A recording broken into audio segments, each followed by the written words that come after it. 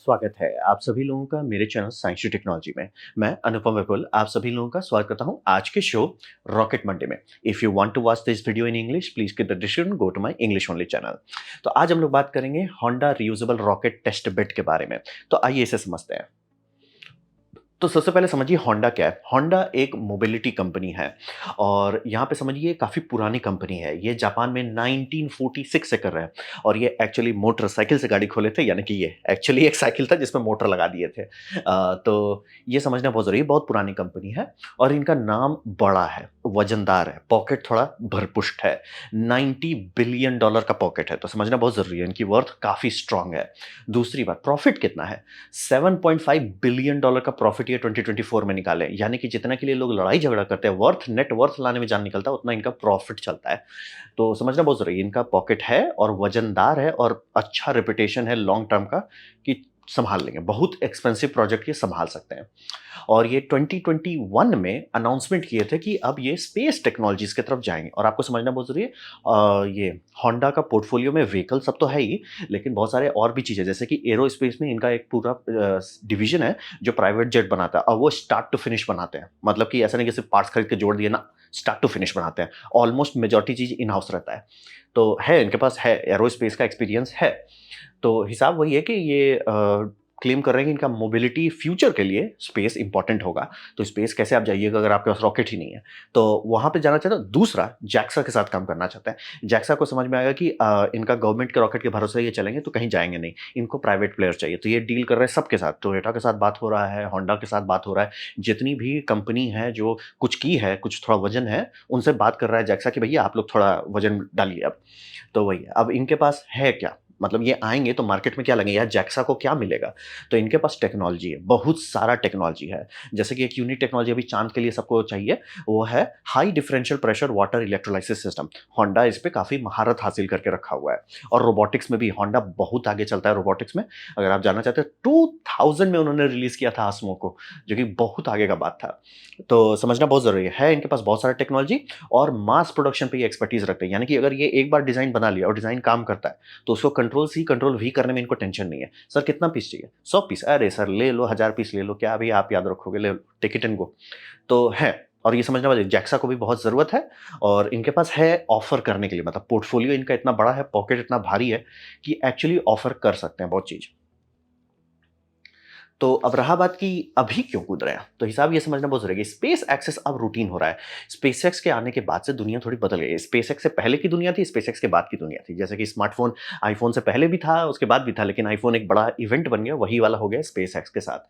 तो अब ये समझ लीजिए कि जो रूटीन हो गया कि स्पेस में हर दिन रॉकेट लॉन्च हो रहा है, उससे ये सबको समझ में आ जाता है कि टेक्नोलॉजी जो है वो हाई मेच्योरिटी रीच कर चुका है। यानी कि अब अगर आप एक रॉकेट बनाते हैं जो लैंड करना चाहता है और उसको दिक्कत होता है, तो दिक्कत आप में है, ना कि वो टेक्नोलॉजी अनटेस्टेड नहीं है। मतलब कि ये समझना बहुत है, यू डू इट फर्स्ट और you do it better, her technology में लागू होता है। पहली बार करने वालों की जान निकलती है, बैंड बज जाता है, लेकिन उसके बाद कॉपी करना बहुत आसान है। जैसे कि ओपनहाइमर बहुत मेहनत करेंगे, बहुत बड़ा टीम चलाएंगे कि भैया पहली बार बूम करो, 5 मिनट नहीं लगेगा, सोवियत यूनियन कॉपी पेस्ट कर देगा। समझना बहुत जरूरी है कि पहली बार बनाने में जान निकलता है, पहला जेट इंजन जान निकाल देगा। उसके बाद जब एक बार समझ में अच्छा जेट इंजन बनता है, ऐसे होता है, कॉपी पेस्ट तुरंत हो जाता है।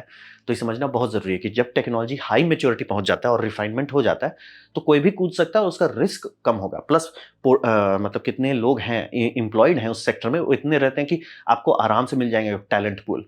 और कॉलेज यूनिवर्सिटी ये सब में और प्रोड्यूस हो रहे रहते हैं, तो आपको टेंशन नहीं लेना है। ये फायदा होता है मेच्योर इंडस्ट्री में घुसने का, ये फायदा आपको मिलता है। अब रहा बात कि अभी के लिए जापान के पास हॉर्स पावर नहीं है, टेक्नोलॉजी है। मतलब आईएसएस के लिए पार्ट्स बना के भेजे हुए हैं, टेक्नोलॉजी है, उसमें कोई डिस्कशन नहीं है, लेकिन हॉर्स पावर नहीं है। बोलेगे सब बड़ा रॉकेट में डाल के लॉन्च कर दो, बोले सर करेंगे, 4-5 साल लगेगा करने में। तो समझना बहुत जरूरी है। और इनका प्राइवेट सेक्टर जो है, मतलब कोशिश हर कंट्री कर रही है स्पेसएक्स के बाद से कि हमारे यहाँ प्राइवेट हो जाए। इंडिया भी कर रहा है कि हमारे यहाँ प्राइवेट हो जाए, लेकिन हल्का है, काफी हल्का है, क्योंकि स्टार्टअप्स कूदते हैं। अब रहा बात के स्टार्टअप, जब तक उनको जो रनवे चाहिए, वो रनवे कहाँ से लाए? तो हिसाब वही है कि स्टार्टअप्स हैं लेकिन उनका पॉकेट भारी नहीं है। तो वही है। और होंडा के पास ये घुसने का ये फायदा होता है कि होंडा के पास बहुत सारा टेक्नोलॉजी है जिसका वैल्यू है, लेकिन लो वैल्यू है। यानी कि मास प्रोडक्शन में वैल्यू हो जाता है, लेकिन मास प्रोडक्शन का सीधा मतलब है ना, कई लाख पीस बनाइए तो उसकी वैल्यू है। तो लेकिन अगर वही सारे टेक्नोलॉजी को ये कॉपी पेस्ट करते हैं मून के लिए या रॉकेट इंडस्ट्री के लिए, ये सीधे प्राइसलेस बन जाता है। मतलब कि जितना भी ये प्रॉफिट बना रहे हो, उससे 10 गुना निकाल सकते हैं प्रॉफिट और सबका भला होगा। तो ये इनके पास एक बेनिफिट है कि सर हमारे पास पोर्टफोलियो है टेक्नोलॉजीज़ का, लेकिन ये सारी टेक्नोलॉजी लाखों पीस बना रहे हैं तो प्रॉफिट आ रहा है। यही सारी टेक्नोलॉजी पे हम थोड़ा-सा एल्बो ग्रीस डालें, थोड़ा-सा मेहनत करें, इसको स्पेस रेटेड कर दें, धड़धड़ा के पैसा आने लग जाएगा। तो है। और इनके पास सब चीज़ है, समय है, यानी कि अगर इनको लगता है सर ये प्रोजेक्ट 10 साल खाएगा, कोई टेंशन नहीं है।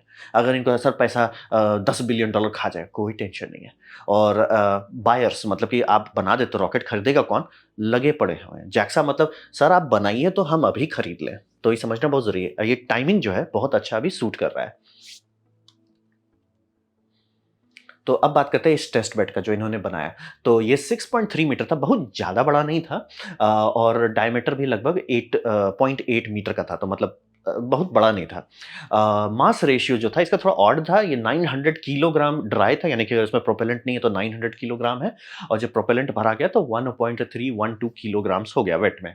ये थोड़ा ऑड मेरे को लगा क्योंकि ये वेट टू ड्राई रेशियो जो होता है, इससे आपको पता चलता है आपका मास रेशियो 1.46 है।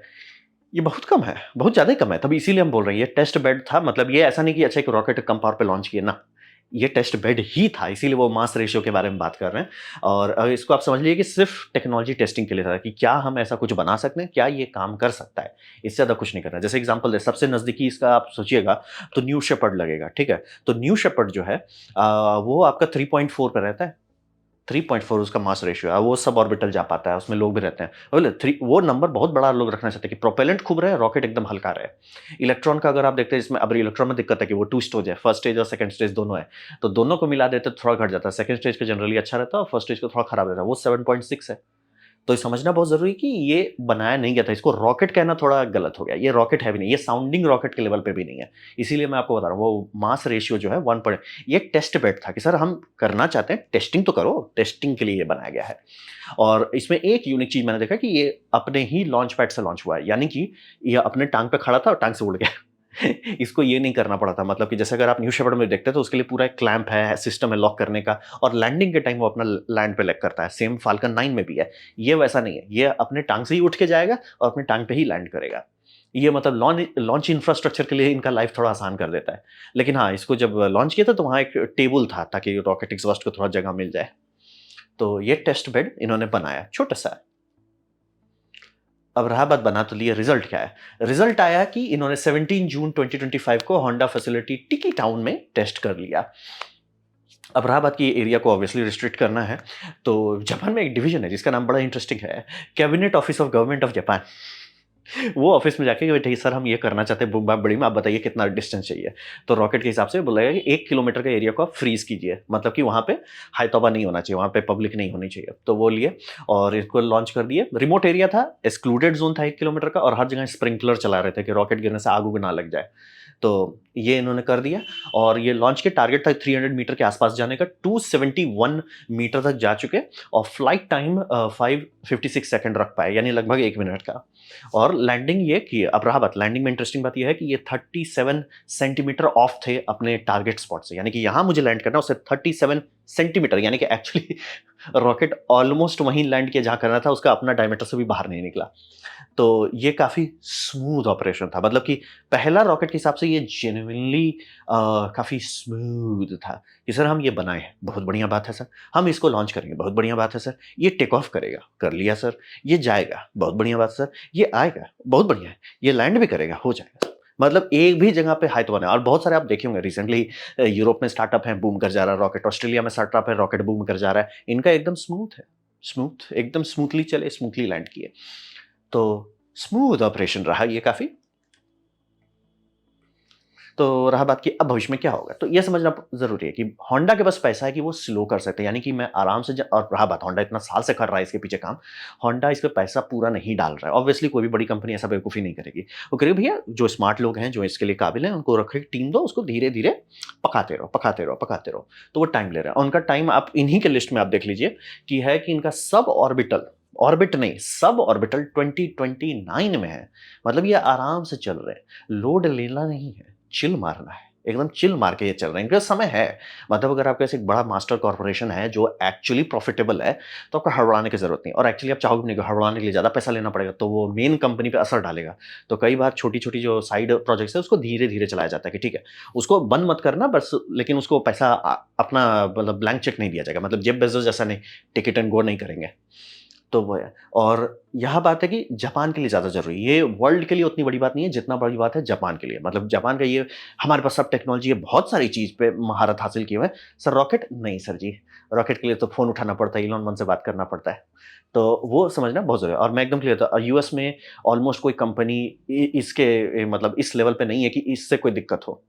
मतलब रॉकेट लैब भी बोलेगा, "सर क्या कर रहे हो? क्या कर रहे हो सर? 2029 पे सर तब तक तो हमारा न्यूट्रॉन सक्सेसफुल हो चुका होगा, होपफुली, नॉक ऑन वुड।" मैं सोच रहा हूँ स्टॉक खरीद लूँ उनका। तो ये समझना बहुत ज़रूरी है। ये कन्फ्यूज़ मत कीजिए, होंडा है, ये कर लेगा, सर उन्हीं का है। वो आराम से जापान के लिए एक पाइपलाइन बनाना चाह रहे हैं और वो भी साइड में कर रहे हैं, प्रायोरिटी नहीं दे रहे हैं। प्रायोरिटी देते तो ये 2029 नहीं लिखते और भी सब ऑर्बिटल के लिए। वो आराम से कि सर हम ये काम कर रहे हैं और इससे फ़ायदा होगा जापान को कि जापान में अगर कोई रॉकेट का मतलब पढ़ाई करता है, तो ऑप्शन है और मैं क्लियर कर देता हूँ, होंडा एक कंपनी है, टोयोटा भी ट्राई कर रहा है। तो वही समझिए, जापान को चाहिए कि सर हमारे पंख क्यों नहीं निकल रहे हैं, वो चाहिए। तो अभी के लिए आप इसको मत कीजिए ओह! यूएसए को धो देगा सर अभी अभी उससे बहुत दूर है, बहुत ज़्यादा दूर है। तो वही है और स्मॉल सैटेलाइट लॉन्चर प्रॉफिटेबल नहीं होता है। कंट्री के लिए ज़रूरी हो सकता है, लेकिन प्रॉफिट के लिए, इकोनॉमिक्स के लिए सर मैं एक स्पेस कंपनी हूँ और प्रॉफिट बनाना है, ना जी ना। इसीलिए रॉकेट लैब को भी देखिए कि वो आया क्या किया सबसे पहले छोटा रॉकेट बनाया, गाड़ी सॉर्ट किया, तो उसके बाद बड़ा बना रहा है। आप स्पेसएक्स को देखिए क्या बनाया, फाल्कन 1 छोटा रॉकेट टेस्ट किया, उसके बाद क्या किया सीधे फाल्कन 9। ये हर कंपनी को करना पड़ता है। फिज़िक्स सीधा बोलता है बड़ा रॉकेट बेहतर है।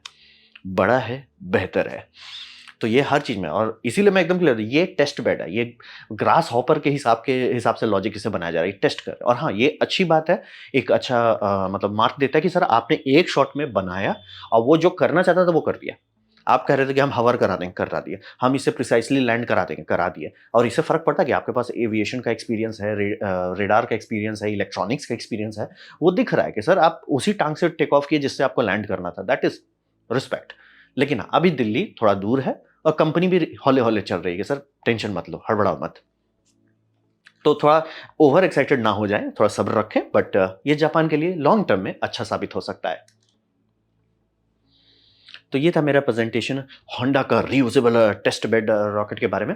उम्मीद करता हूँ आपको अच्छा लगा, कुछ सीखना, कुछ समझ में आया। अगर ऐसा है लाइक कर दें, दोस्तों के साथ शेयर कर दें, उससे मेरा काफ़ी भला होगा।